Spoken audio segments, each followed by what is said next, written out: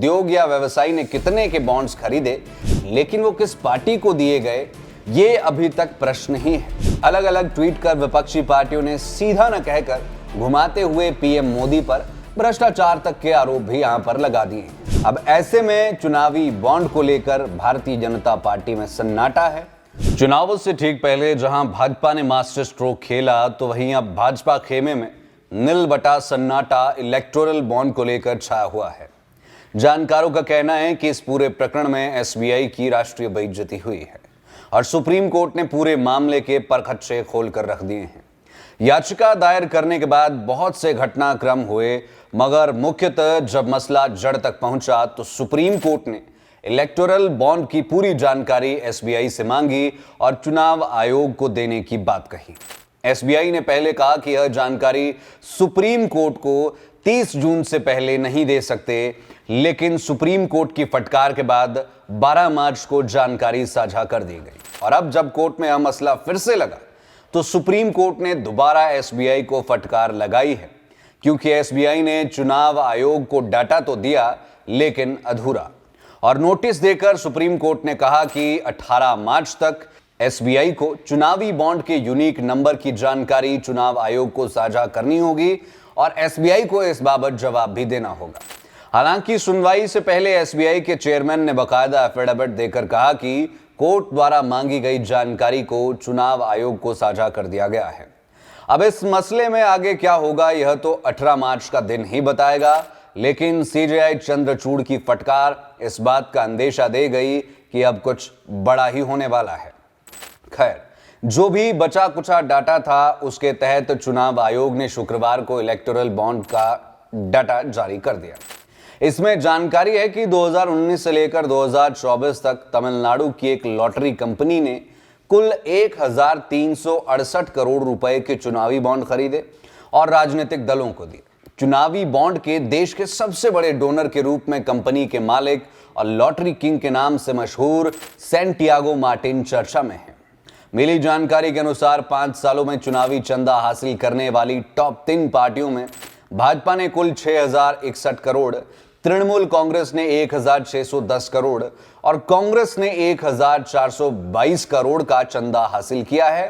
और यह भी मोटा मोटा अनुमान है जो लगाया जा रहा है, क्योंकि यहां पर यूनिक नंबर साझा नहीं किया गया है, जिससे कि एग्जैक्टली पता चल पाए कि कहां से पैसा आया और किस पार्टी को कितना गया।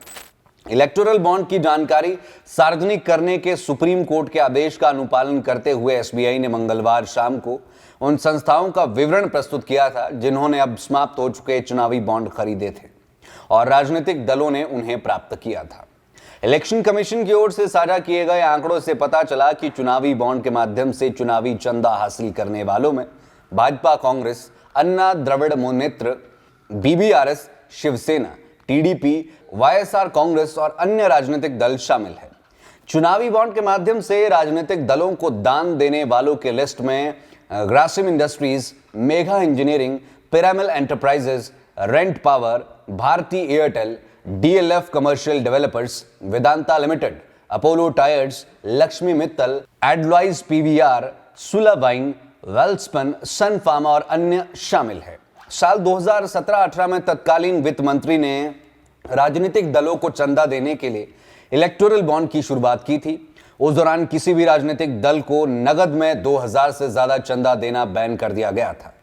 चंदा देने के लिए एसबीआई से इलेक्टोरल बॉन्ड खरीदकर राजनीतिक पार्टियों को देने की व्यवस्था बनाई गई थी। हालांकि उस समय यह भी व्यवस्था की एसबीआई इलेक्टोरल बॉन्ड खरीदने वालों की जानकारी और उसे भुनाने वाले की जानकारी गुप्त रखेगा, लेकिन सुप्रीम कोर्ट के आदेश के बाद एसबीआई को इसकी जानकारी चुनाव आयोग को देनी पड़ी और अब चुनाव आयोग ने इसे सार्वजनिक किया है।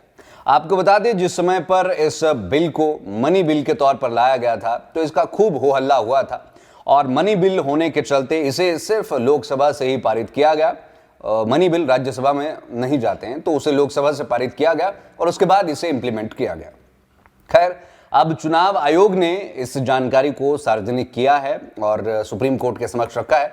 इस सूचना में यह तो जानकारी है कि किस उद्योग या व्यवसायी ने कितने के बॉन्ड्स खरीदे, लेकिन वो किस पार्टी को दिए गए ये अभी तक प्रश्न ही है। इस बारे में अब नाम सामने आने के बाद जानकार कयास लगा रहे हैं कि ये पैसा किस दल को मिला होगा। सभी अपने अपने कयास लगा रहे हैं कि अप्रैल में यहां से इतने बॉन्ड्स खरीदे गए तो इस कंपनी को इतने हजार करोड़ का प्रोजेक्ट मिला, या इस तरह की चीजें, या इस तरह के कयास, या यहां पर चुनाव था तो चुनावों से पहले इस स्टेट में जो है वो पैसे आए, बॉन्ड्स खरीदे गए, उसके बाद इलेक्शंस वहां पर रहे, तो इस तरह से कयास लगाए जा रहे हैं। खैर, सबसे ज्यादा 1300 करोड़ के चुनावी बॉन्ड खरीदने वाले लॉटरी किंग पर 2019 और 2022 में ईडी की रेड्स भी पड़ चुकी है, जिसमें लॉटरी किंग की 600 करोड़ से ज्यादा की संपत्ति अटैच की गई थी। हालांकि भाजपा ने ईडी के रेड्स और चुनावी चंदे में कोई संबंध होने से साफ इनकार किया है, पर विपक्षी पार्टियों ने इस मामले में तथ्यों के साथ भाजपा पर तीखा हमला बोला है। अलग अलग ट्वीट कर विपक्षी पार्टियों ने सीधा न कहकर घुमाते हुए पीएम मोदी पर भ्रष्टाचार तक के आरोप भी यहां पर लगा दिए हैं। चुनाव आयोग ने 14 मार्च को अपनी वेबसाइट पर इलेक्टोरल बॉन्ड का डाटा रिलीज किया था। 15 फरवरी को सुप्रीम कोर्ट ने इलेक्टोरल बॉन्ड को असंवैधानिक करार दिया था। साथ ही नए इलेक्टोरल बॉन्ड जारी करने पर भी रोक लगा दी थी। एसबीआई को निर्देश दिए गए थे कि वो बॉन्ड की खरीद बिक्री का सारा डाटा चुनाव आयोग को उपलब्ध करवाएं। हालांकि एसबीआई ने बॉन्ड का यूनिक जो नंबर होता है, अल्फा न्यूमेरिक नंबर, वो सार्वजनिक नहीं किया। इससे यह पता नहीं चल पा रहा है कि किस व्यक्ति या कंपनी का चंदा किस राजनीतिक दल के पास पहुंचा होगा।